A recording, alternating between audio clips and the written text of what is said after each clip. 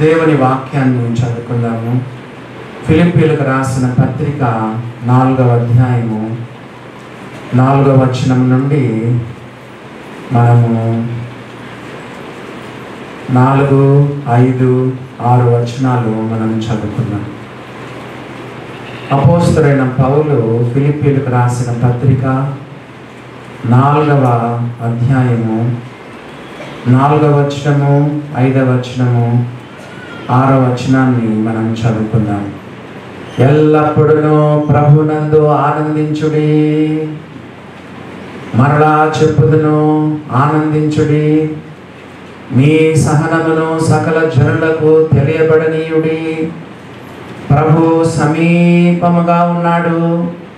దేన్ని గూర్చి చింతపడకుడి గాని ప్రతి విషయములోనూ ప్రార్థన విజ్ఞాపనముల చేత కృతజ్ఞతాపూర్వకముగా మీ విన్నపములు దేవునికి తెలియచేయుడి.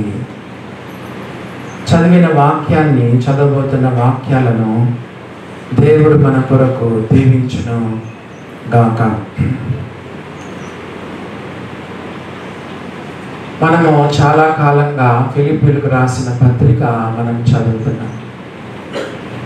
ఈ వాక్యాలు చదివిన వెంటనే మీలో కొంతమంది ఏమనుకున్నారంటే, ఓహో ఇదే నా ఎప్పటి నుంచో వింటున్న వాక్యము అనుకున్నాను.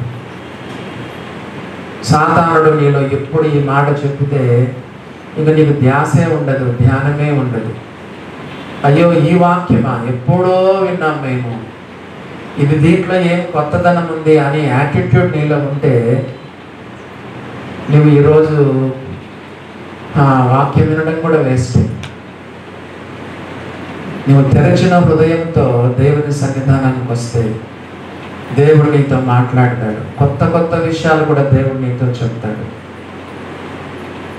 పౌలు ఏమని చెప్తున్నాడు? ఎల్లప్పుడూ ప్రభువునందు ఆనందించుడి, మరలా చెప్పుదును ఆనందించుడి.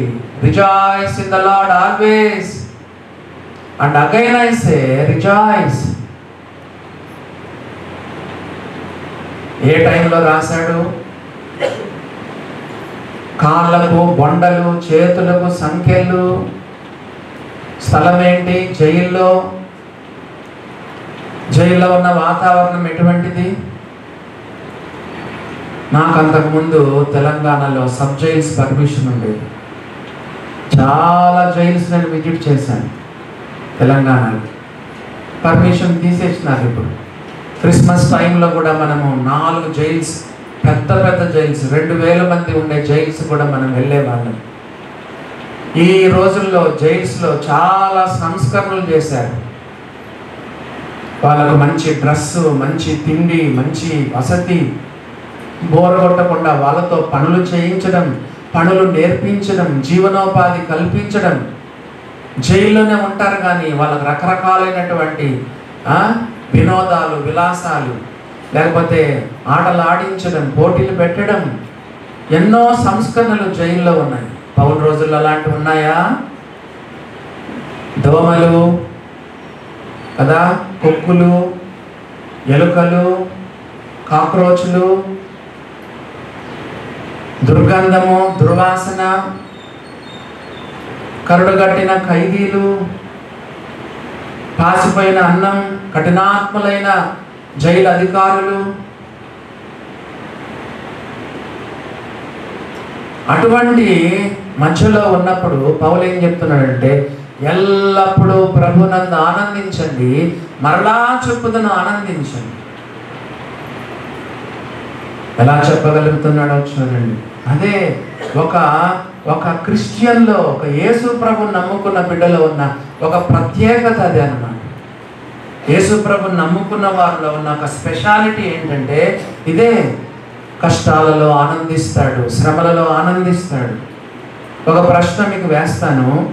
ఎల్లప్పుడూ ప్రభునందు ఆనందించండి అనేది is it a commandment or is it a suggestion?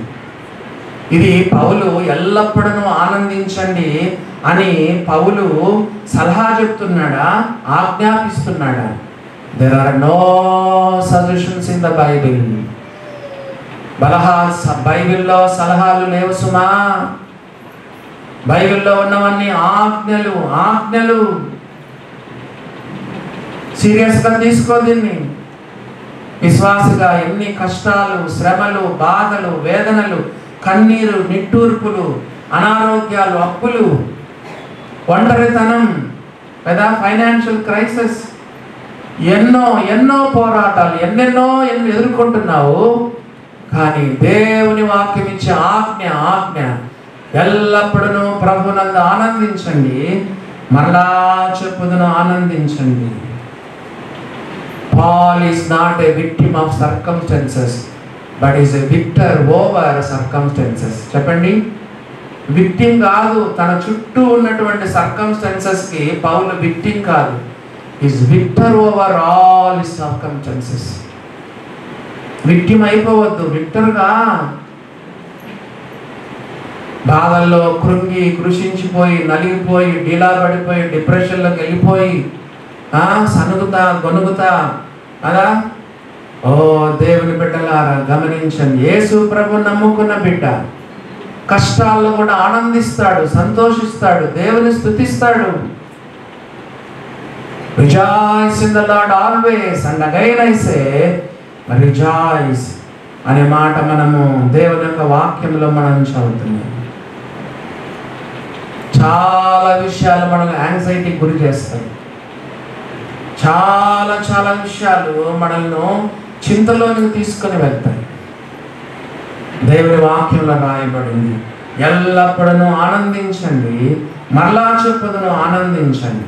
సరే, ఎల్లప్పుడు అంటే అర్థం చెప్తారు ఎవరైనా నాకు? సమ్ టైమ్స్ అనే చెప్పండి, మోస్ట్ ఆఫ్ ద టైమ్ అనే? Not some times, not most of the time, but always, at all times. ఆనందించండి, ఆనందించండి, ప్రభునందు ఆనందించండి. ఒకసారి మీకు చర్చిలో చెప్పాను, కొంతమంది ఏమంటున్నారు తెలుసా? ఏం కదా కొట్లాడకు వస్తారు. ఏం ఆనందమన్నా, మాకు సరిగా జీతం లేదు, పెద్ద ఉద్యోగం లేదు, సొంత ఇల్లు లేదు, ఆరోగ్యం లేదు, బ్యాంకు బ్యాలెన్స్ లేదు, కొంచెం బంగారం లేదు,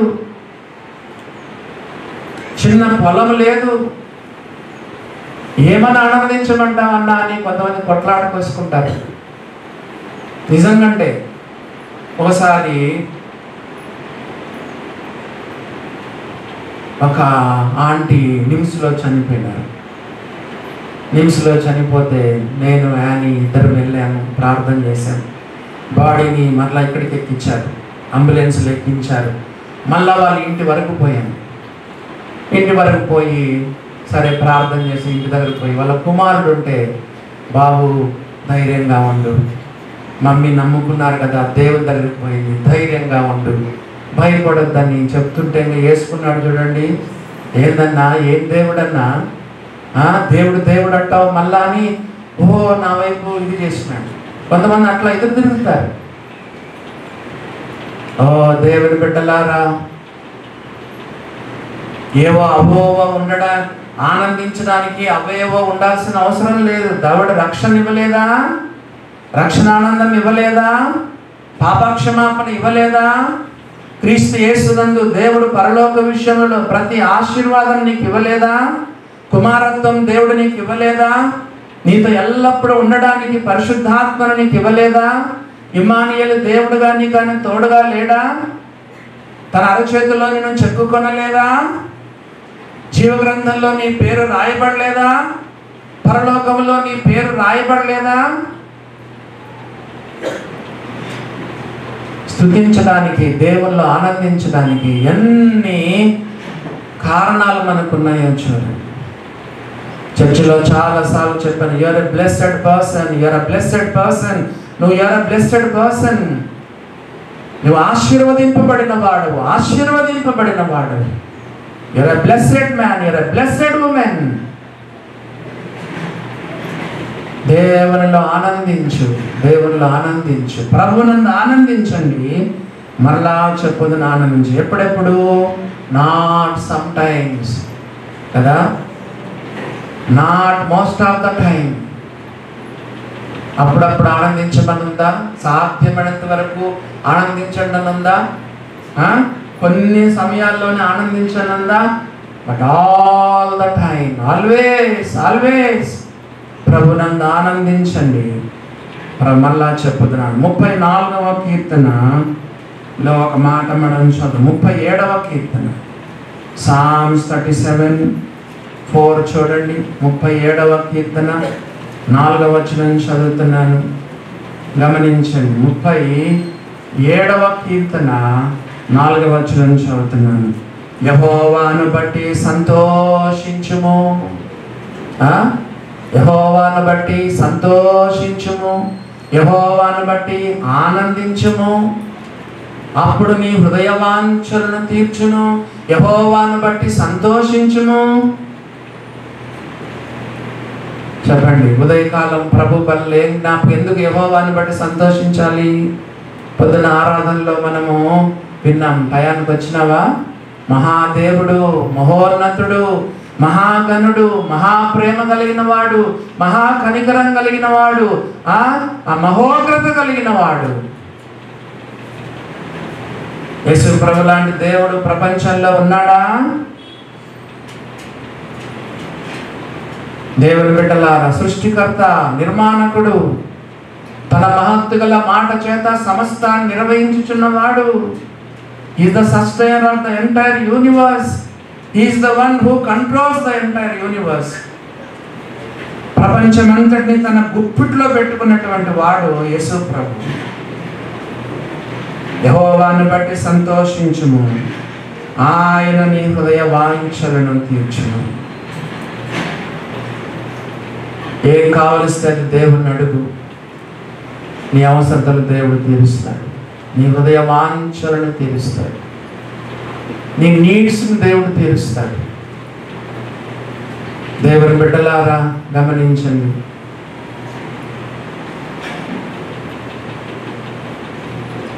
మన హృదయ వాంఛలను ఆయన యెహోవాను బట్టి సంతోషించుము, ఆయన నీ హృదయ వాంఛలను తీర్చును అని చెప్తూ 5వ వచనంలో ఏమన్నాడో చూడండి. 5వ వచనంలో ఏమని చెప్పాడు? మీ సహనమును, ఫిలిప్పీ 4:5, మీ సహనమును సకల జనులకు తెలియబడనీయండి. ప్రభు సమీపముగా ఉన్నాడు. మీ సహనమును సకల జనులకు తెలియబడనీయండి. కింద 6వ వచనంలో చింత గురించి రాశాడు. చింతలో దేవుని బిడ్డలారా సహనాన్ని కలిగి ఉండు. చింతల్లో లేనిపోని కంట్రోల్ తప్పద్దు. చింతల్లో కంట్రోల్ తప్పద్దు. చింతలలో బైబిల్లో రాయబడింది, ఏమని రాయబడింది? మీ సహనాన్ని సకల జనులకు తెలియబడనీయండి. కంట్రోల్ తప్పద్దు. ఎన్ని కష్టాలు వచ్చినా కంట్రోల్ తప్పద్దు అంటూ ఏమన్నాడు చూడండి. ప్రభువు సమీపముగా ఉన్నాడు. ఇంగ్లీష్ బైబిల్లో the lord is at hand అంటే నువ్వు చేత్తో తాగగలిగినంత దగ్గరలో ఉన్నాడు.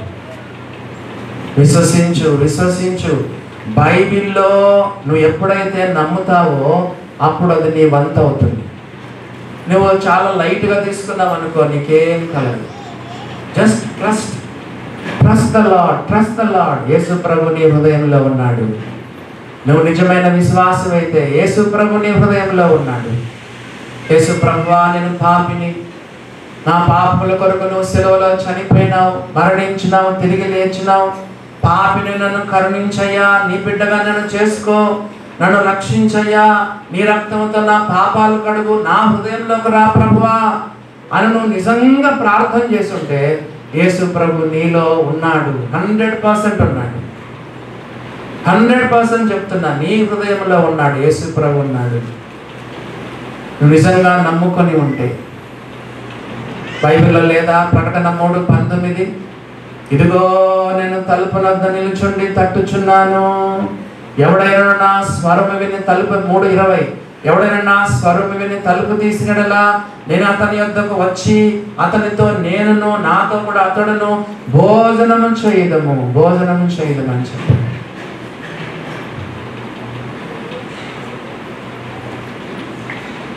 ఒకవేళ యేసు ప్రభు నీ హృదయం నా హృదయంలో లేడన్న అన్నారు అనుకో, మీరు ఎక్కడున్నాడన్న నా హృదయం లేడు, ఈరోజు అడుగు వస్తాడు.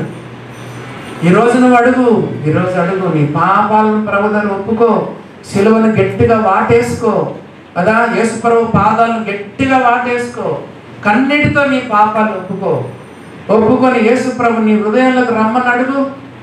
నీ జీవితం మార్చబడకపోతే అప్పుడు అడగండి. దేవుని బిడ్డలారా, the Lord is at hand. నువ్వు చేత్తో తాకగలిగినంత దగ్గరలో నీకు ఉన్నాడు. అమ్మా అయ్యా, the Lord is at hand. ప్రభు సమీపముగా ఉన్నాడు, ప్రభు సమీపంగా ఉన్నాడు. ఇమ్మానుయేలు దేవుడైన, దేవుడు మనకు తోడైన, ఇమ్మానుయేలు దేవుడైన, ఎల్లప్పుడూ నీతో కూడా ఆయన ఉంటాడు. బైబిల్లో రాయబడింది, మిమ్మల్ని అనాథులనుగా విడవను. I will not leave you as orphans. మిమ్మల్ని అనాథులనుగా విడవను కదా. యవన బిడ్డల మీద చాలా మంది కష్టాల్లో ఉన్నారు, కొంతమంది డిప్రెషన్లో ఉన్నారు. వాక్యాలు గట్టిగా పట్టుకోండి, దేవుని దగ్గర దేవుని నిలదీయండి, దేవుణ్ణి నిలదీయండి, దేవుని గట్టిగా పట్టుకోండి, దేవుని వాగ్దానం దేవుని గుర్తు చేయండి. మిమ్మల్ని అనాథులనుగా విడవను. చూసారా దేవుని బిడ్డలారా, యోహాను సువార్త 14వ అధ్యాయంలో మాట రాయబడి, ప్రభు సమీపముగా ఉన్నాడు. 145వ కీర్తన, 145వ కీర్తన చూడండి ఏమని రాయబడిందో. కీర్తనల గ్రంథం సామ్స్ 145 చూడండి ఏమని రాయబడిందో. కీర్తనల గ్రంథము 145వ కీర్తన 18వ వచనం చదువుతున్నాను. 18th verse. 145:18 చదవండి.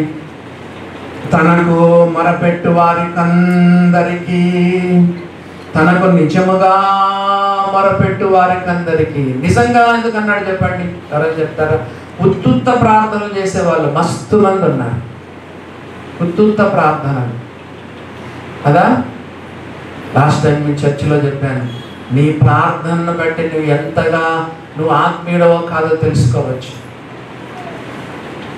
చెప్తాను, మంచి మంచి మరలా చెప్తాను. ఒక అమ్మాయికి పెళ్లి సంబంధం వస్తే ఆ అమ్మాయిని పిలిపించినాను.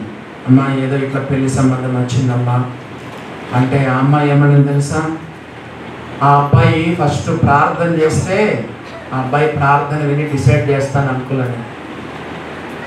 నాకు స్టన్ అయిపోయినాను నేను. ఆ అబ్బాయి నీ ముందర వచ్చి ప్రార్థన రికార్డ్ చేసి పంపించమని నాన్ని రికార్డ్ చేసి పంపిస్తే ఆ అబ్బాయి ప్రార్థన విని ఆ అబ్బాయి ఎంత ఆత్మీయుడో తెలుసుకున్న తర్వాత పెళ్ళికి నేను ఒప్పుకోవడమని చెప్తాను అనుకున్నా. నేను స్టన్ అయిపోయినాను. నీ ప్రార్థన చేసి నేను ఇట్లా కనిపెట్టచ్చు. ప్రార్థన నేర్చుకో. యోహాను తన శిష్యులకు ప్రార్థన నేర్పించినాడు. యేసు ప్రభు తన శిష్యులకు ప్రార్థన నేర్పించినాడు.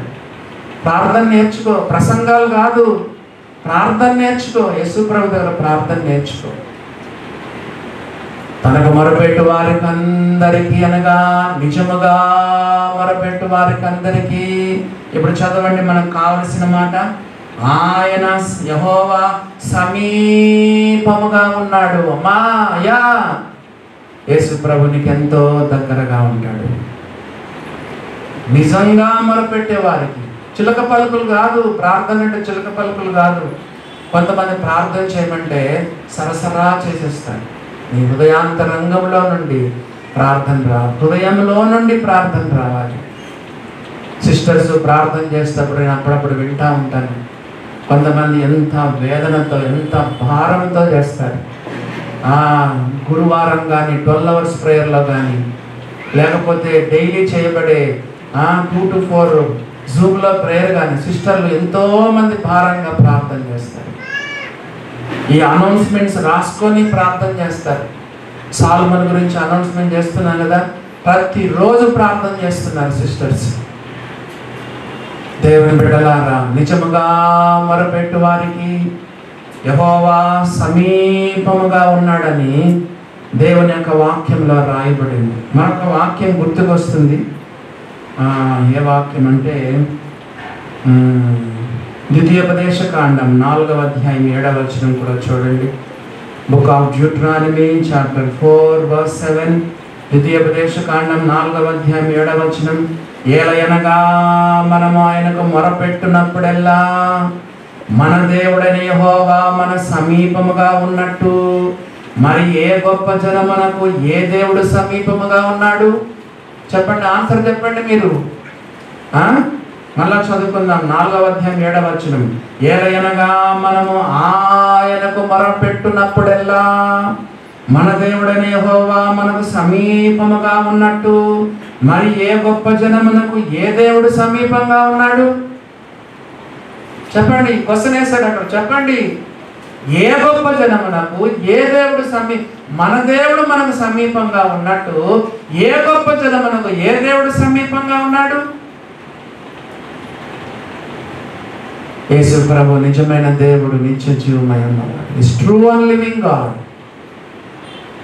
ఆయన నీకు దగ్గరగా ఉండే దేవుడు, పిలిస్తే పలికే దేవుడు, నీ ప్రార్థన వినే దేవుడు, మొరపెట్టినప్పుడు వినే దేవుడు. ప్రార్థన అంటే సాదాసీదాగా చేసేది, మొరపెట్టడం అంటే హయ్యర్ లెవెల్ కదా. మొరపెట్టడం అంటే ఏంటి చెప్పండి? కొంతమంది బెగ్గర్స్ వదలనే వదలరు. ఎప్పుడన్నా బజార్లో వెళ్ళేటప్పుడు అక్కడ ఇక్కడ భోజాడుతారు, సార్ మా యా ఎంట పడతారు. మనకే సిగ్గు వస్తుంది, లోపల జోయి పెట్టి ఇచ్చేస్తాం. అంత ఎంట పడతారు. దేవుని బిడ్డలారా, సాదాసీదా ప్రార్థన కాదు, మొరపెట్టే అనుభవంలోనికి మనం వద్దాం. బైబిల్లో రాయబడింది, ప్రభు సమీపముగా ఉన్నాడు. మీ సహనము 5వ వచనంలో, మీ సహనము సకల జనులకు తెలియబడనీయండి. ప్రభు సమీపముగా ఉన్నాడు.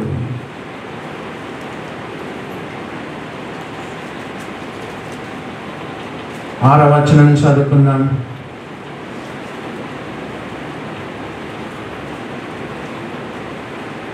ఆరవ వచనం చదువుతున్నాను. దేన్ని గూర్చి చింతపడకుడి. ఇది కూడా మీరు చెప్పాలి. ఆజ్ఞన సలహాన చెప్పండి, చెప్తారు. సలహానా ఆజ్ఞన? బైబిల్లో సలహాలు ఉన్నాయా? విశ్వాసి ఏ నాడు కూడా చింతించకూడదు. ఇంకా చూడండి ఎంత భరోసా బైబిల్లో మనకి ఇవ్వబడింది. నువ్వు జీవం గల దేవుని బిడ్డవు, దేవుని కుమారుడవు, దేవుని కుమార్తెవు. దేని గురించి చింతపడద్దన్నాడు. బైబిల్లో చూడండి ఎంత నీకు గ్యారంటీ ఇస్తున్నాడు దేవుడు. Be anxious for nothing. దేని గురించి నువ్వు చింతపడకూడదు. చూడండి బైబిల్లో ఎంత గొప్ప మాట రాదు.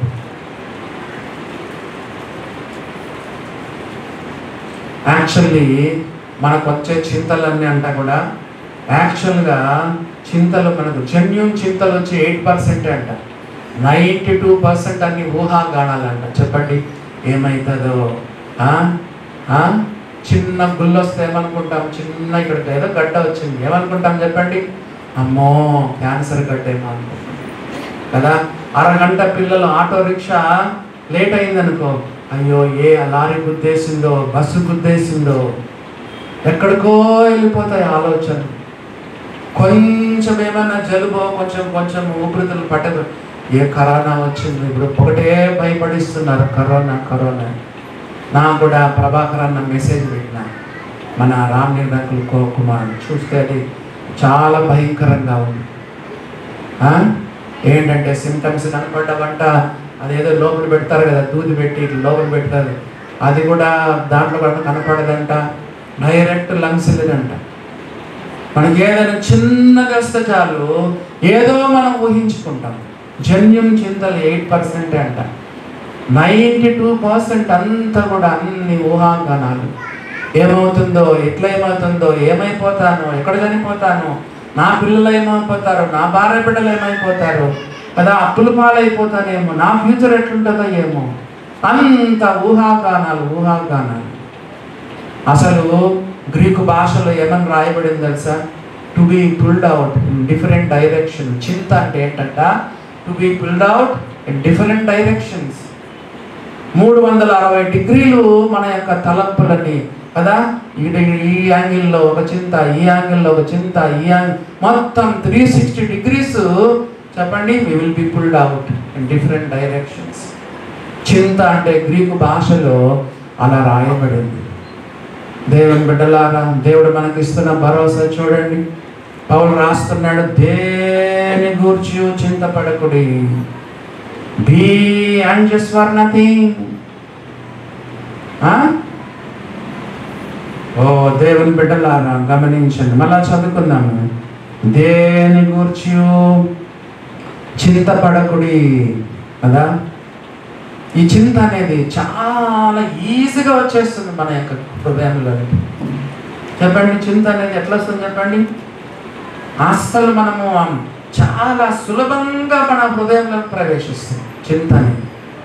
డబ్బులు లేనప్పుడు, వివాహం కానప్పుడు, పిల్లలు స్కూల్లో నుండి లేట్గా వచ్చినప్పుడు, హెల్త్ సరిగా లేనప్పుడు కదా, మెనీ థింగ్స్ కాజెస్ యాంగ్జైటీ. చింత వేరు, కన్సర్న్ వేరు.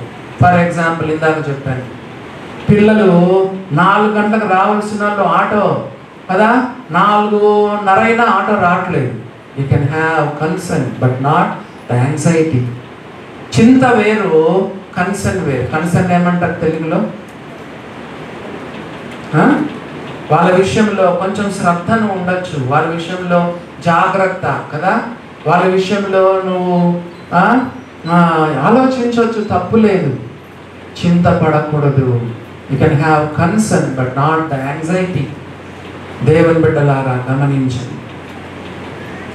పిల్లోడు ఫెయిల్ అయినాడు, యూ కెన్ హ్యావ్ కన్సర్న్. అయ్యో ఫెయిల్ అయినాడే, మరి ఎట్లా ఈ బాబు గురించి ఎట్లా అని you can have concern but not the anxiety. దేవుని బిడ్డలారా చింతపడద్దని దేవుని యొక్క వాక్యంలో మనము చదువుతా ఉన్నాం. ఈ యొక్క చింతల ద్వారా మీకు ఒక ప్రశ్న అడుగుతాను, చెప్పండి. అనారోగ్యాలు ఎందుకు వస్తాయి చెప్పండి? అనారోగ్యాలు ఎందుకు వస్తాయి? డాక్టర్ గారు ఏమంటారు?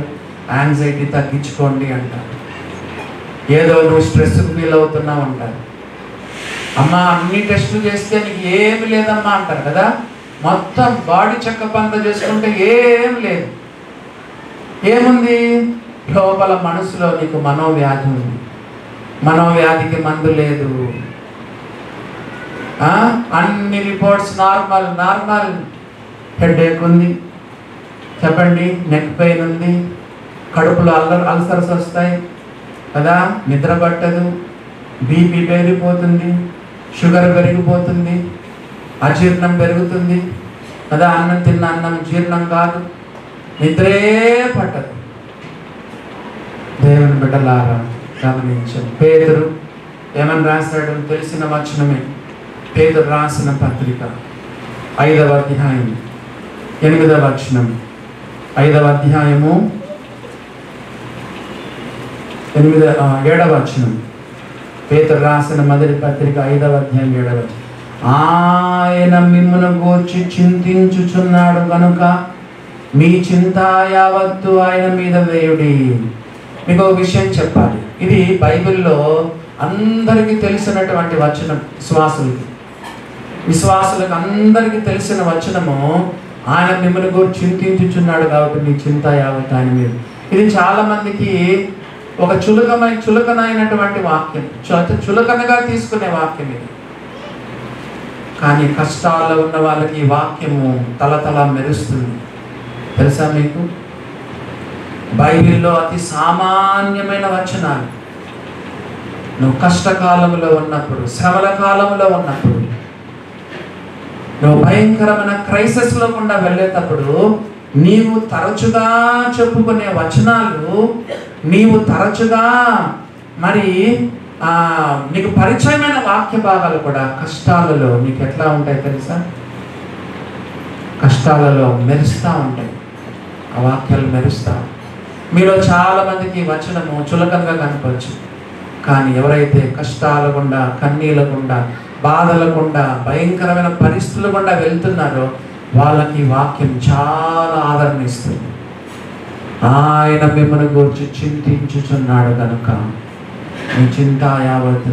నేను కష్టాల్లో ఉన్నప్పుడు ఏమనిపించింది తెలుసా? నాకు ఈ వాక్యం గుర్తుకొచ్చింది.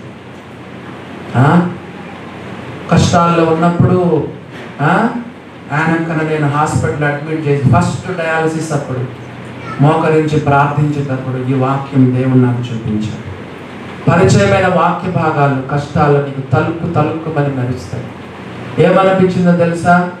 ఆయనకు లేని చింత నాకెందుకు అనిపించింది. ఆయన మిమ్మల్ని గురించి చింతించుచున్నాడు. ఆయన మిమ్మల్ని గురించి చింతించుచున్నాడు. కాబట్టి మీ చింత యావత్తు ఆయన మీద వేయండి. ఏమనిపించిందంటే ఆయనకు లేని చింత మనకెందుకు?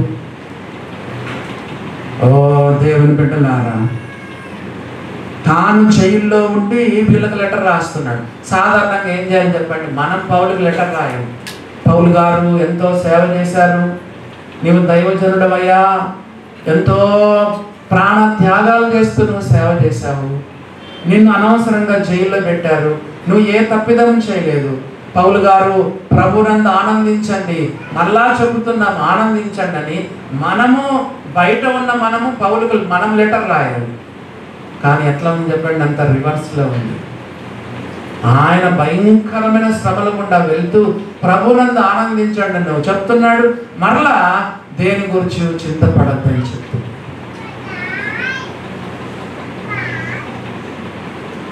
సరే మీకు ఒక విషయం చెప్పాలి. నువ్వు దేవుని బిడ్డగా చింతిస్తున్నావంటే something is wrong with you, అంతే కదా? నువ్వు చింతల్లో ఉన్న ఉద్యోగం లేదు, వివాహం కావట్లేదు, లైఫ్లో సెటిల్ కాలేదు, కొన్ని ఫైనాన్షియల్ ప్రాబ్లమ్స్ ఉన్నాయి, అనారోగ్య సమస్యలు ఉన్నాయి, చింతిస్తూ ఉన్నావు. Something is wrong with you.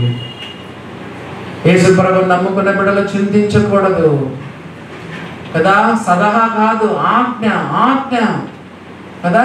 వ్యభిచరించకూడదు అనేది ఎంత ఆజ్ఞనో, దొంగిలకూడదు అనేది ఎంత ఆజ్ఞనో, ఇది కూడా ఒక ఆజ్ఞ. అబద్ధ సాక్ష్యం పలకకూడదు, ఆజ్ఞ, ఇది కూడా ఒక ఆజ్ఞ. దేని గురించి చింతపడకూడదు. టేక్ ఇట్ వెరీ సీరియస్గా తీసుకో. ఈ ఆజ్ఞను సీరియస్గా తీసుకో. ఎల్లప్పుడూ నువ్వు ప్రభునందు ఆనందించండి, అది కూడా చాలా సీరియస్గా తీసుకో. ఎన్నడూ అధైర్యపడద్దు, ఎన్నడూ కూడా డిప్రెషన్లోకి వెళ్ళదు. ప్రభునందు ఆనందించు. There are no solutions in the Bible, but మరి అన్నీ కూడా all are commandments కదా? దేని గురించి చింతపడకుడి అని చెప్తూ ఇప్పుడు ఒక విషయం చెప్తున్నాను. దానికంటే ముందు ఒక్కసారి కొండ మీద ప్రసంగం చూస్తారా? మత్తయి సువార్త 6వ అధ్యాయం.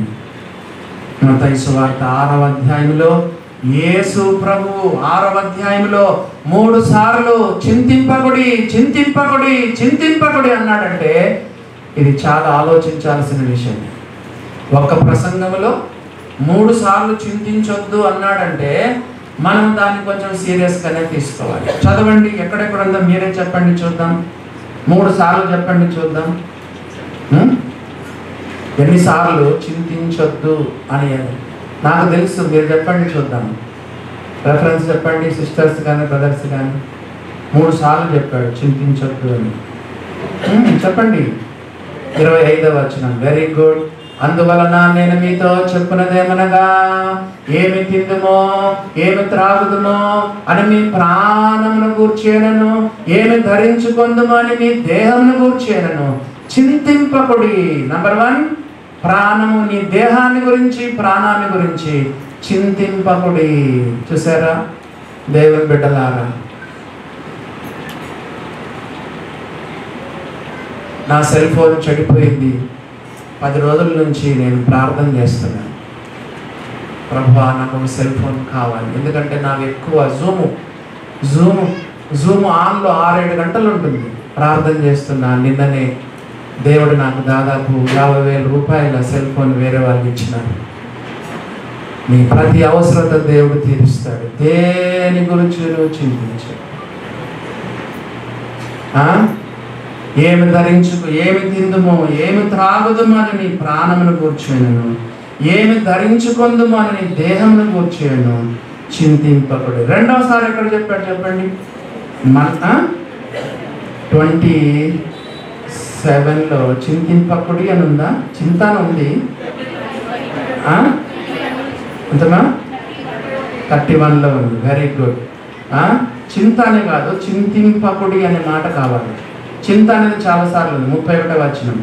మళ్ళా రెండవసారి ఏమి తిందుమో, ఏమి త్రాగుదుమో, ఏమి ధరించుకుందుమో అని చింతింపకుడి రెండవసారి కదా. చింతింపకుడి రెండవసారి. నెక్స్ట్ మళ్ళీ మూడవసారి చెప్పండి. 34 రేపటిని గూర్చి చింతింపకుడి. కొంతమంది ఎక్కువగా రేపు రేపు రేపు కదా. మన చర్చిలో 2 విషయాలు మనం గుర్తు చేసుకున్నాం, గుర్తుందా? Don't regret about yesterday. అయ్యో నా పాత జీవితం ఇట్లా అయిపోయింది, నా గత జీవితం ఇట్లా అయిపోయింది, అయ్యో ఓడిపోయినానే, ఫెయిల్ అయిపోయానే, అయ్యో నా సాక్ష్యం చెడిపోయింది, అయ్యో నష్టపోయానే, బిజినెస్లో నష్టపోయానే, నా కెరీర్ అంతా లాస్ అయిపోయింది. Don't regret about yesterday. Next చూడండి, డోంట్ వరీ అబౌట్ టుమారో. రేపటి దినం గురించి చింతించొద్దు, నిన్నటి గురించి బాధపడద్దు, రేపటి గురించి చింతించొద్దు. రిగ్రెట్ అంటే ఏంటి? నిన్నటి దినం గురించి, వెనకటి జీవితం గురించి రిగ్రెట్ కావద్దు. పోతే పోయింది. దేవుడు ఏమన్నాడు తెలుసా? నష్టపోయిందంతా ఇస్తానంట. నష్టపోయిందంతా ఇస్తాను. చక్రవడ్డీ, బారు వడ్డీ, ఏమంటారు ఇంగ్లీష్లో? ఇంట్రెస్ట్ అంటారు కదా. అన్ని ఇంట్రెస్ట్లు వేసి నువ్వు పోగొట్టుకుందంత దేవుడు ఇవ్వగలడు, శక్తి కలిగిన దేవుడు. బైబిల్లో యోవేలు 2:25లో తెలుసా ఏంటి? గొంగళి పురుగులు, పసర పురుగులు, చీడ పురుగులు, మిడతలు అను నా మహాసైన్యము తినివేసిన సంవత్సరాల పంట మరలా మీకు ఇస్తానన్నాడు. పోగొట్టుకుందంతా ఇస్తాడు, వడ్డీతో సహా ఇస్తాడు. Trust him, trust him, trust him. దేవుని నమ్ము, దేవుని వాక్యాన్ని నమ్ము, దేవుని వాగ్దాలను నమ్ము. నీవు నష్టాలన్నీ దేవుడు నీకు లాభంగా మారుస్తాడు. దేవుడిని పైకి తీసుకునేవాడు. కాబట్టి అందుకే మనం ఏం చెప్తాము? చర్చిలో చాలాసార్లు చెప్పాను, డోంట్ రిగ్రెట్ అబౌట్ ఎస్టర్డే. గతం గతః. నీ జీవితంలో వెనకలు ఏమేమి జరిగినాయి అన్నీ మర్చిపో. సాతాన్ని గుర్తు చేస్తారు, డిప్రెషన్లో తీసుకెళ్తారు. సాతాను 2 పనులు చేస్తాడంటే ఏంటి? నేను కృంగదీస్తాను, కృంగదీస్తాడు. నువ్వు your useless fellow, your good for nothing, నువ్వు జీవితంలో ఓడిపోయినావు, నువ్వు దేనికి పనికిరావు అని నేను డిప్రెషన్లో తీసుకెళ్తాడు. అది సాతాను చేసే పన్నాగాల్లో మొదటి పన్నాగం. రెండవ పన్నాగం ఏంటి తెలుసా? పైకి తీసుకెళ్తాడు. నీలాంటి గ్రేట్, నీలాంటి ప్రసంగికుడు లేడు, నీలాంటి ప్రార్థన పడు లేడు, నీలాంటి భక్తి పడు లేడు, నీలాంటి ధనవంతుడు లేడు, నీలాంటి దానకర్ణుడు లేడు కదా. అన్ని నిన్ను పైకి తీసుకెళ్తాడు. 2 ఎక్స్ట్రీమ్స్ అంటారు. ఇది తప్పే, పూర్తి డిప్రెషన్లోకి వెళ్ళడం తప్పే, ఇట్లా మరి గర్వం కూడా తప్పే. దేవుని బిడ్డలారా గమనించినారా? రేపటి దినం గురించి చింతించకుడి. మీరు ఎవరి బిడ్డలు ఉన్నారు, చదువుకునే వాళ్ళు ఉన్నారు, ఉద్యోగం రానోళ్ళు ఉన్నారు, వివాహం కాని వాళ్ళు ఉన్నారు, కష్టాల్లో ఉన్నవారు ఉన్నారు, కుటుంబీకులు ఎంతో ఉన్నారు. రేపటి దినం గురించి చింతించదు, రేపటి దినం గురించి చింతించదు.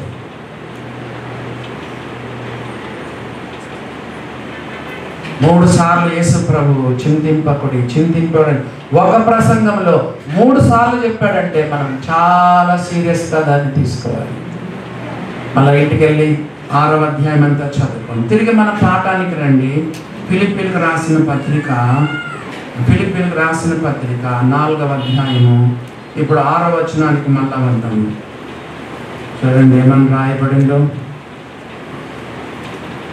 6వ వచనం, దేని గురించి చింతపడకుడి కానీ ప్రతి విషయంలో ప్రార్థన చేయండి.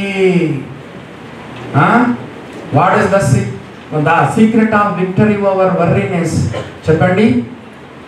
The secret of victory over worriness. చింతను జయించడానికి పౌలు ద్వారా దేవుడు ఒక రహస్యం చెప్తున్నాడు. How can we overcome worriness? చెప్పండి, ఎలా మనం ఓవర్కమ్ చేయగలం? మళ్ళా చదువుకుందాం. దేని గురించి చింతపడకుడు కానీ ప్రతి విషయములోనూ ప్రార్థన విజ్ఞాపనల చేత ప్రే ఫర్ ఎవ్రీథింగ్.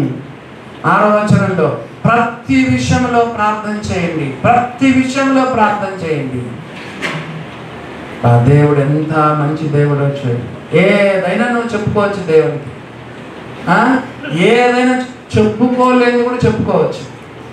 తెలుసా మీకు? నువ్వు అదే దేవుడు కోరేది. మన బైబిల్ స్టడీలో ఏం చెప్పాను తెలుసా? దేవుడు హోలీనెస్ కంటే కూడా హానెస్టీని కోరుకుంటాడు. గాడ్ ప్రిఫర్స్ వాట్ చెప్పండి, హోలీనెస్ ఆర్ హానెస్టీ? దేవుడు కోరుకున్నంత హోలీనెస్ మనం జీవించలేము, బట్ హానెస్టీని దేవుడు కోరుతాడు. చెప్పుకోలేనిది కూడా దేవుడికి చెప్పుకో కదా. చెప్పుకోలేనిది ఏంటంటే ఒక పాపం నీకు ఏదో చేయబుద్ధి అవుతుంది, ఏదో ఆకర్షణ ఎక్కువ అవుతుంది, ఏదో శోధన నీకు వస్తుంది, దేవునికే చెప్పు. ప్రభువా ఎందుకో నాయనా అలాంటి శోధన వస్తుంది, ఫలాని పాపం చేయమని ప్రేరేపణ వస్తుంది, ఆకర్షణ కలుగుతుంది, ఫలాని పాపాన్ని జయించలేవు. దేవునికే చెప్పు, దేవునికే చెప్పు. ఏదైనా దేవునికి చెప్పు, ఏదైనా దేవునికి చెప్పు. The secret of victory over worriness. చింతను జయించడానికి పౌలు ఒక సొల్యూషన్ చెప్తున్నాడు. ప్రే ప్రే ప్రే కదా. నా బైబిల్లో రాసుకున్నాను, prayer brings us peace, prayer brings us peace. అందుకే 7వ వచనంలో ఏమన్నాడు? ఈ వారం మనకు టైం లేదు, వచ్చే వారం చదువుకున్నాం. సమస్త జ్ఞానానికి మించిన దేవుని సమాధానం. Prayer brings us peace, prayer brings us peace. ప్రార్థన చేసుకుంటున్నావా అమ్మా, అయ్యా? ప్రార్థన చేసుకుంటున్నావా? నీకు ప్రతిదానికి టైం ఉంటుంది, కానీ ప్రార్థనకి టైం ఉంది. పొద్దున్న లేస్తానే న్యూస్ పేపర్ చదువుతావు, వార్తలు వింటావు, పళ్ళు దోముకుంటావు కదా అండి, మళ్ళీ వాష్రూమ్కి వెళ్తావు, స్నానం చేస్తావు, అన్నం తింటావు కదా, తయారు పడతావు, షేవింగ్ చేసుకుంటావు, వంటలు చేసుకుంటావు కదా, మరి ఆఫీస్కి వెళ్తావు, పనికి వెళ్తావు, అన్నీ చేసుకుంటావు. అన్నిటికీ టైం ఉంటుంది, కానీ ప్రార్థనకు టైం ఉండదు. ప్రార్థన చేయి, ప్రార్థన చేయి. యేసు ప్రభు ఏం చెప్పాడు? మరి మత్తయి సువార్త 6:6లోనే చెప్పాడు, నువ్వు ప్రార్థన చేయనప్పుడు నీవు నీ గదిలోనికి వెళ్ళు. బుధవారం బైబిల్ స్టడీలో చెప్పాను, హిజ్కియా గోడ తట్టు తిరిగి ప్రార్థన చేశాడు. ఎందుకు? మంచంలో ఉన్నాడు, అనారోగ్యంతో ఉన్నాడు, మంచంలో ఉన్నాడు. ఇటువైపు తిరిగితే భార్య ఉండొచ్చు, పిల్లలు ఉండొచ్చు, సేవకులు ఉండొచ్చు. ఇటువైపు చూస్తే, ఇటువైపు తిరిగితే ప్రైవసీ ఉండదు. గోడ వైపు మంచంలోనే పండుకున్నాడు, రోగి అయి ఉన్నాడు, మంచంలో పడుకున్నాడేమో, గోడ వైపు తిరిగి ప్రార్థన. You want privacy for prayer.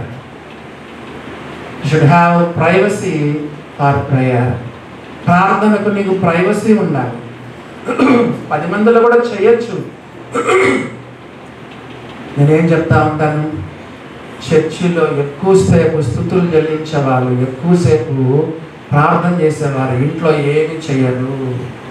గుర్తుపెట్టుకోండి, ఇంట్లో ఎక్కువసేపు ప్రార్థన చేసేవాళ్ళు, ఇంట్లో ఎక్కువసేపు స్తుతి చేసేవాళ్ళు, ఆరాధన చేసేవాళ్ళు చర్చిలో క్లుప్తంగా చేస్తారు. ఇంట్లో వ్యక్తిగతంగా ప్రార్థనలో గడుపు. నీవు ప్రార్థన చేయనప్పుడు నీవు నీ గదిలోనికి వెళ్ళు.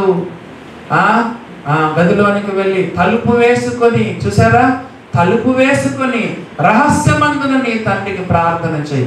కొంతమంది తలుపులు ఎందుకు వేసుకుంటారు? పాపం చేయడానికి తలుపులు వేసుకుంటారు కదా. భర్త అయి ఉండి, పెళ్ళయి ఉండి, భార్య అయి ఉండి చెడ్డవి చూస్తారు. చెప్పండి, సెల్ ఫోన్లో చెడ్డ వస్తాయి నీకు. యూట్యూబ్లో పోర్నోగ్రఫీ, బట్టలు లేని బొమ్మలు, లేకపోతే బూతు బొమ్మలు, బ్లూ ఫిలిమ్స్, సినిమా యాక్టర్స్, మరి ఎవరు అందరు నీకు వస్తారు నీ సెల్ ఫోన్లో. తలుపులు వేసుకుంటావు, చూసిందే చూసింది. దేవుని బిడ్డలాగా ఇదొక రుగ్మత. అందుకే నేను మాటకు చెప్తాను, మన చర్చిలో పోర్నోగ్రఫీ గురించి మనం హెచ్చరిస్తాం. ఎందుకు?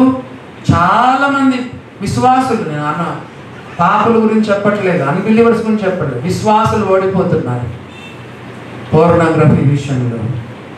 దేవుని బిడ్డలారా తలుపు వేసుకొని ప్రార్థన చేయి. Whenever you pray, go into your room, shut the door and pray to your Father who is in secret.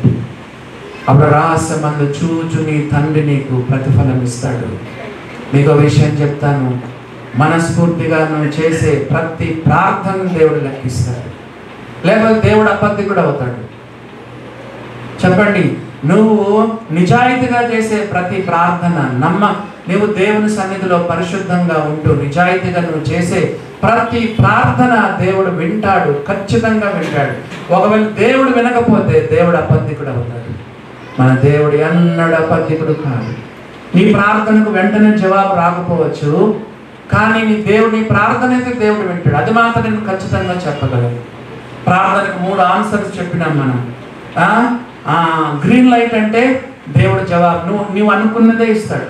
నువ్వు ఏమడిగావో అది ఇస్తాడు, గ్రీన్ లైట్. రెడ్ లైట్ అంటే నీవు అనుకున్నది ఇవ్వకపోవచ్చు కదా, నీవు అనుకున్నది ఇవ్వకపోవచ్చు. దేవుడు నువ్వు అడిగింది ఇవ్వకపోయినా అది కూడా జవాబే, నెగిటివ్ ఆన్సర్ అది. Green light positive answer, red light జవాబు ఇచ్చాడు, నెగిటివ్ ఆన్సర్. మళ్ళీ ఇంకోటి ట్రాఫిక్ లైట్స్లో ఇంకొక లైట్ ఉంటుంది చెప్పండి, ఎల్లో లైట్. ఎల్లో లైట్ అంటే వెయిట్ వెయిట్ వెయిట్. 3 కూడా ఆన్సర్సే. So what is the remedy for worriness చెప్పండి? Prayer prayer prayer. ప్రార్థన చేయనప్పుడు నీవు నీ గదిలోనికి వెళ్ళి తలుపు వేసుకొని రహస్యమందున నీ తండ్రికి ప్రార్థన చేయము. అప్పుడు రహస్యమందు చూచు నీ తండ్రి నీకు ప్రతిఫలం ఇచ్చును అనే మాట మనం చదువుతున్నాం. పైనేమో ఆనందం అన్నాడు, కిందేమో చింత అన్నాడు. చెప్పండి మీరు దేనికి ఈ రెండింటికున్న అవినాభావ సంబంధం చెప్పండి. పైనేమో ఎల్లప్పుడూ ఆనందించండి అన్నాడు, కిందికి వచ్చే లోపల దేని గురించి చింతించొద్దు అన్నాడు. ఈ రెండింటికున్న అవినాభావ సంబంధం ఏంటి? ఆనందాన్ని దొంగిలించేది ఏం చెప్పండి? చింత. నీలో ఉన్న దేవుడిచ్చిన ఆనందం, సంతోషాన్ని చింత దొంగిలించేస్తుంది. దేవుని బిడ్డలారా అలా కాకుండా చూసుకో. దేవుడు నీకు ఇచ్చిన ఆనందాన్ని, సంతోషాన్ని పోగొట్టుకోకుండా చూసుకో. It is the greatest thief of joy. Worriness అనేది ఏం చెప్పండి? It is the greatest thief of joy. నీలో ఉన్న సంతోషాన్ని హరించి వేసేది లేదా దొంగిలించేది ఆ యొక్క చింతని దేవుని వాక్యంలో మనం చదువుతున్నాం. ఆ తర్వాత చూడండి ఏమని రాయబడిందో. 6వ వచనం చదువుతున్నాను. దేని గురించి చింతపడకుడి గాని ప్రతి విషయంలోనూ ప్రార్థన విజ్ఞాపనల చేత కృతజ్ఞతాపూర్వకముగా with thanksgiving. Pray with thanksgiving. So చింతను మనం జయించాలంటే 2 prayer and praising. Prayer and thanksgiving. గమనించినారా? కొంతమంది ప్రార్థనలో స్తుతే ఉండదు, కృతజ్ఞతే ఉండదు. ప్రార్థన అంటే ఏంటి చెప్పండి? దేవుణ్ణి అడగడం. కృతజ్ఞత అంటే ఏంటి? థ్యాంక్స్ గివింగ్ అంటే దేవునికి ఇవ్వడం. ప్రార్థన అంటే తీసుకోవడము, కృతజ్ఞత అంటే దేవునికి ఇవ్వడం. రెండిట్లో ఏది శ్రేష్టమైంది చెప్పండి? తీసుకోవడము శ్రేష్టమా, ఇవ్వడం శ్రేష్టమా? It is more blessed to give than receiving. పుచ్చుకొనుట కంటే ఇచ్చుట. కొంతమంది ఎప్పుడు తీసుకోవడమే. దేవా ఈ ప్రభువా నాకు అది కావాలి, ఇది కావాలి. అది కాదు. ప్రార్థన. దేవునికి ఏమైనా ఇస్తున్నావా? అదా ప్రార్థనలో స్తుతి ఉండాలి, ప్రార్థనలో కృతజ్ఞత ఉండాలి. దేవుడు మన జీవితాల్లో ఎన్ని మేలు చేశాడు. ఆరోగ్యానికి ఇప్పుడు నేను విలువనిస్తాను. ఎందుకు తెలుసా? హాస్పిటల్కి వెళ్ళండి, ఎంతమంది రోగులు. గవర్నమెంట్ హాస్పిటల్స్ అట్లే ఉన్నాయి, ప్రైవేట్ హాస్పిటల్స్ అట్లే. 45 minutes to 1 hour పడుతుంది మీకు లోపలికి పోవాలంటే, డాక్టర్ దగ్గరికి పోవాలి, అంత క్యూ. ఏ హాస్పిటల్లో కూడా అంతే ఉంది ఇప్పుడు. ఈరోజు నువ్వు పడక దిగావంటే కాళ్ళు కాలు వేసుకుంటూ అడుగులు అడుగు వేసుకుంటూ దేవుని మందిరానికి వచ్చావంటే దేవుడు నీకు ఇచ్చిన ఆరోగ్యాన్ని బట్టి ఎంత స్తుతులు చెల్లించాలి. నీ కుటుంబ జీవితం మంచి భార్యనిచ్చాడే, మంచి భర్తనిచ్చినాడే, పిల్లల్నిచ్చినాడే, ఉద్యోగం ఇచ్చినాడే. దేవునికి ఎన్ని స్తుతులు చెల్లించాలి. కరెంటుకు డబ్బులు కట్టాలి, వాటర్ బిల్లు కట్టాలి, వాటర్ వస్తే వాటర్ బిల్లు కట్టాలి. చెప్పండి, ఇంకా ఏమేమి బిల్స్ కట్టాలి? గవర్నమెంట్ హౌస్ ట్యాక్స్ కట్టుకుంది నీవు, అయినా గవర్నమెంట్ ట్యాక్స్ కట్టాలి, హౌస్ ట్యాక్స్ కట్టాలి, ప్రాపర్టీ ట్యాక్స్ కట్టాలి. గాలికి ఏమైనా కడుతున్నావా? కరోనా తెలిసిపోయిందిగా. Oxygen oxygen oxygen. వర్షానికి ఏమైనా చెప్పండి, అల్లాడిపోయినాం. వర్షాలు పడుతున్న కొంచెము ఉపశమనంగా ఉంది. నిన్న సిస్టర్లు ఫోన్ చేస్తారు, అన్న వాతావరణం ఎట్లుంది, లైన్ చూసి చేయాలా వద్దా అని ఫోన్ చేసినారు. చల్లబడింది వాతావరణం. ఏదోలేమ్మా ఈ వారం కానిచ్చండి, కొంచెం అటు ఇటు ఉంది కదా, లైన్ చూసి ఈ వారం కూడా పెడదాంలే అని చెప్పి. దేవుని బిడ్డలారా గమనించండి, డి విటమిన్ సూర్యరశ్మి లేకపోతే చెప్పండి కరోనా వస్తుంది. డి విటమిన్ ట్యాబ్లెట్లు వారానికి ఒకసారి వేసుకోవాలి, కానీ కరోనా టైంలో ఎట్లన్నా వేసుకోండి అన్నారు. 2 వేసుకోండి, రోజు 2-3 వేసుకోండి అన్నారు. D vitamin tablets. సూర్యరశ్మి. దేవుని బిడ్డలారా ఎంతగా మనం దేవునికి వందనాలు చెప్పాలి. ఆఖరి దినాల్లో ఎలాంటి వాళ్ళు ఉంటారో తెలుసా? ఆఖరి దినాల్లో చదవండి, తిమోతికి రాసిన 2వ పత్రిక 3వ అధ్యాయం, 2 తిమోతి చాప్టర్ 3 మొదటి వచనం నుండి చదవండి. 2 తిమోతి చాప్టర్ 3 ఫస్ట్ ఆన్వర్డ్స్ చూడండి. అంచె దినములలో అపాయకరమైన కాలాలు వస్తాయి తిమోతి. ఏలయనగా మనుషులు స్వార్థప్రియులు, ధనాపేక్షులు, బింకములాడువారు, అహంకారులు, దూషకులు, తల్లిదండ్రులకు అవిధేయులు. ఇప్పుడు చదవండి, కృతజ్ఞత లేని వారు. లాస్ట్ దినాల్లో, these are the end days కదా, అంచె దినాలు అంటారు. ఆఖరి దినాలు తిమోతి, ఆఖరి దినాలు, అంచె దినాల్లో అపాయకరమైన కాలాలు వస్తాయి. ఏంటి ఆఖరి దినాల్లో మనుషులు ఎట్లుంటారు? 19 రకాలైన మనుషులు, 19 kinds of people. ఇంటికి వెళ్ళి చదువుకోండి. 19 రకాలైన మనుషుల్లో ఇది ఎన్నోది? 7వదా? స్వార్థప్రియులు, ధనాపేక్షులు, బింకంలాడువారు, అహంకారులు, దూషకులు, తల్లిదండ్రులకు అవిధేయులు. 7వది కృతజ్ఞత లేని వారు, అన్థ్యాంకింగ్ పీపుల్. దేవుడు నీకు ఇచ్చిన ఆరోగ్యానికి స్తుతులు చెల్లిస్తున్నావా? చదువు ఉద్యోగం కొరకు దేవునికి వందనాలు చెప్పావా? భార్యను తిట్టకుండా తిడతానే ఉంటావు ఎప్పుడు. దేవుడు నీకు మంచి భార్యను దేవుడు ఇచ్చాడు, వందనాలు చెప్పావా? భర్త కొరకు వందనాలు చెప్పావా? కృతజ్ఞత లేనివారు, అన్థ్యాంకింగ్ పీపుల్. ప్రార్థనలో కృతజ్ఞతను జోడించు కదా. 2 విషయాలు, హౌ కెన్ వి ఓవర్కమ్ వరీనెస్ చెప్పండి. Number 1 prayer, number 2 thanks giving. ప్రార్థన ద్వారా, దేవునికి వందనాలు చెల్లించడం ద్వారా, కృతజ్ఞతాస్తులు చెల్లించడం ద్వారా యూ కెన్ ఓవర్కమ్ వరీనెస్. చింతనను జయించగలరు. ప్రార్థనలో స్తుతి ఉండాలి, ప్రార్థనలో కృతజ్ఞత ఉండాలి. ఒక ప్రశ్న మీకు వేయాలనుకుంటున్నాను. దేవుడు మన దగ్గర నుంచి థ్యాంక్స్ ఎక్స్పెక్ట్ చేస్తాడా?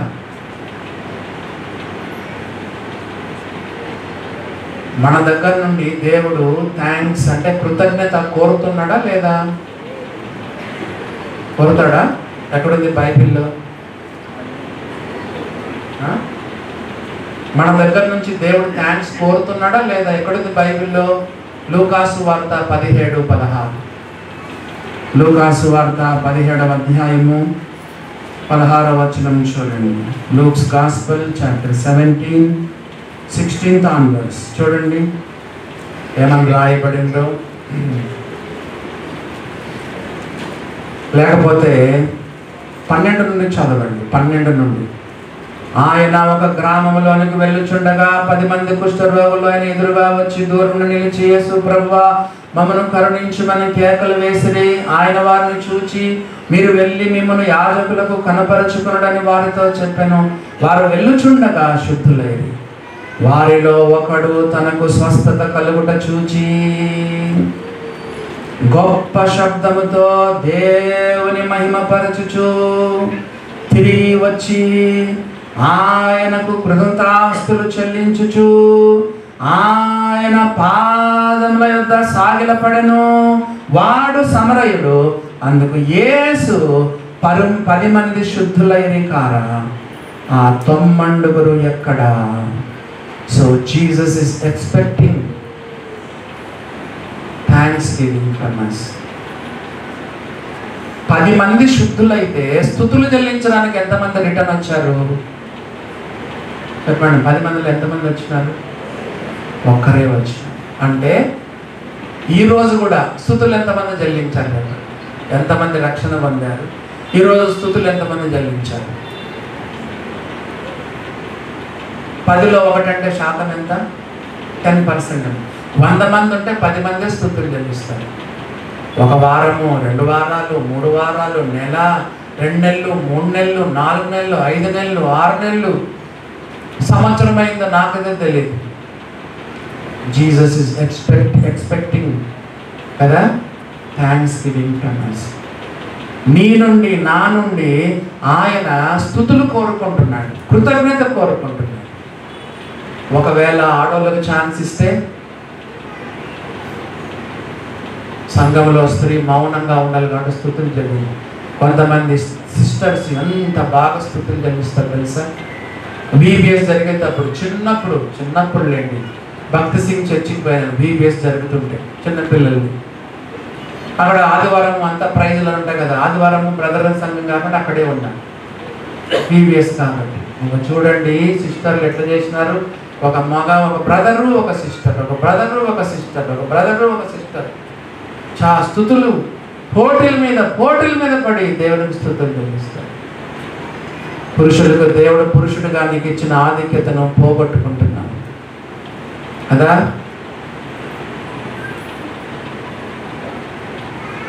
అంటే దీన్ని బట్టి మనకు అర్థమైంది ఏంటంటే, మేలు పొందిన 10 మందిలో స్తుతులు చెల్లించే వాళ్ళు ఒకరే, నాడైనా నేడైనా. మళ్ళీ చూసుకో దేవుని దగ్గర నువ్వు మేలు పొందినావు, ఎన్నో మేలు పొందినావు. ఆత్మీయంగా మేలు పొందినావు, భౌతికంగా ఆత్మీయంగా కూడా మేలు పొందినావు. అన్ని రకాలుగా మేలు పొందిన నీవు కదా స్తుతులు చెల్లించే 100 మంది, మేలు పొందిన 100 మందిలో స్తుతులు చెల్లించేది 10 మంది. 10 మంది మేలు పొందిన వాళ్ళు స్తుతులు చెల్లించేది ఒకరే. గమనించినారా? 10 మంది శుద్ధులైన కారా, 9 ఎక్కడ? నోరు తెరిచినావా? ఆరాధన చేసావా? స్తుతులు చెల్లించావా? నేను చదువుకునే రోజు, నేను చిన్న వయసు నుండి, నేను 16 సంవత్సరాల నుండి ఏనాడు రక్షణ పొంది బాప్తిసం తీసుకున్న ఆ రోజు నుండి నేను దాదాపు ప్రతి వారం నేను స్తుతులు చెల్లిస్తాను. మృతులను మౌన స్థితిలోనికి దిగిపోవారు యెహోవాను స్తుతింపరు. అన్థాంకింగ్ పీపుల్. దేవుని బిడ్డలారా గమనించండి. నేను ముగిస్తాను, టైం అయిపోయింది. ఈ రెండింటిని మనం విడదీయలేము. స్తుతులు లేని ప్రార్థన సప్పగా ఉంటుంది. కొంతమంది సప్పుడు ఎప్పుడు చూసినా సప్పుడు పప్పే తింటారు, తాలింపైనే కొంచెం ఆవాలు, జీలకర్ర కదా, కొంచెం నూనె, కొంచెం డ్రై చిల్లీస్ అవి వేస్తే, తాలింపు వేస్తే పప్పు బాగుంటుంది. నీకు ఊరికే ప్రార్థన చేసుకుంటే ఏమి రుచిగా ఉంటుంది. బైబిల్లో రాయబడింది, ఇశ్రాయేలు చేయు స్తోత్రముల పైన నీవు ఆసీనుడవైనా. ప్రార్థన ద్వారా నువ్వు దేవుని దగ్గరికి పోతావు. స్తుతులు చెల్లిస్తే దేవుడే దిగొస్తాడు. నువ్వు దేవుని దగ్గరకు పోవడం గ్రేటా, దేవుడు నీ దగ్గర రావడం గ్రేటా? చంద్రమండలానికి వెళ్ళిన ఆయన ఏమన్నాడు తెలుసా? అయ్యో నన్ను పొగడద్దు, నేను మనిషిని చంద్రమండలం కూడా గొప్ప సంగతి కాదు. దేవాది దేవుడు, ఆకాశంలో ఉన్న దేవుడు భూలోకం రావడం గొప్పతనం. నేను చంద్రమండలం గొప్పతనం కాదన్నాడు. మనం దేవుని దగ్గరికి ప్రార్థన ద్వారా వెళ్ళడం గొప్ప సంగతి కాదు. మనం స్తుతులు చెల్లించినప్పుడు you are enthroned on the praises of Israel. ఇశ్రాయేలు చేయు స్తోత్రముల పైన నీవు ఆసీనుడు అయి ఉన్నావు. నువ్వు దేవునికి స్తుతులు చెల్లిస్తూ ఉంటే పరలోక సింహాసనాన్ని దిగి వచ్చి ఆయన నీ దగ్గర వాసం చేస్తాడు. కాబట్టి మనం ఏం చదువుకున్నాము? The secret of victory over worry ఏంటంటే, the solution or remedy for anxiety ఏంటంటే ప్రేయర్ అండ్ ప్రైజింగ్ లేదా ప్రేయర్ అండ్ థ్యాంక్స్ గివింగ్. సాధారణంగా మనము ప్రార్థనలో స్తుతులే మనం చెల్లించాలి. మీకు గుర్తుండడానికి 4 విషయాలు చెప్తాను. Rejoice in the Lord at all times కదా, ప్రభునందు ఎల్లప్పుడూ ఆనందించండి. Rejoice in the Lord in all things. Number 2, be anxious about nothing. Number 3, pray for everything. Number 4, give thanks for anything. 4 విషయాలు మనం విన్నాం. చెప్తారా ఎవరైనా? ఈరోజు 4 విషయాలు విన్నాం, చెప్పండి. Rejoice in the Lord in all things. Number 2, be anxious about nothing. Number 3, pray for everything. Number 4, give thanks for anything. నీ జీవితంలో ఏం జరిగినా దేవునికి వందనాలు చెప్పాలి. ఫెయిల్ అయినా స్తోత్రం అనాలి కదా. 10 మంది చచ్చిపోయినారు ఇంట్లో. యోబు ఏమన్నాడు? యెహోవా ఇచ్చని యెహోవా తీసుకొని పోయాడు. వచ్చిన సంబంధం క్యాన్సిల్ అయింది. ఎంగేజ్మెంట్ చేసుకున్నారు, బంధువులు చెప్పుకున్నారు, క్యాన్సిల్. దేవునికి స్తోత్రం. దీంట్లో ఏదో దేవుడు మేలు దాచిపెట్టాడు కదా. ఉద్యోగం వచ్చినట్టే వచ్చింది, ఊడిపోయింది, రిజైన్ చేయమన్నారు ఆఫీసులో బాస్. దేవునికి స్తోత్రం. మన జీవితాల్లో ప్రతి విషయంలో కదా గివ్ థ్యాంక్స్ ఫర్ ఎనీథింగ్. మేలు జరిగిన, కీడు జరిగిన, కష్టమైన, నష్టమైన కదా. దేవుని బిడ్డలారా, ఇది నమ్ముకున్న వాళ్ళ పరిస్థితి. నమ్ముకున్న పరిస్థితి యేసు ప్రభు నమ్ముకున్న వాళ్ళ గురించి ఎన్ని మాటలు చదువుకున్నామో చూడండి. నమ్ముకొని వారి ఇంటికి వెళ్ళి కదా మీ కన్నీటితో పాపాలు ఒప్పుకొని యేసు ప్రభుని నమ్ముకొని పరలోక రాజ్యం చేరమని ప్రభు పేరట మీకు మనవి చేస్తున్నాం. అలా ఉండడానికి దేవుడు తన కృప మనలో విస్తరింప చేయును గాక.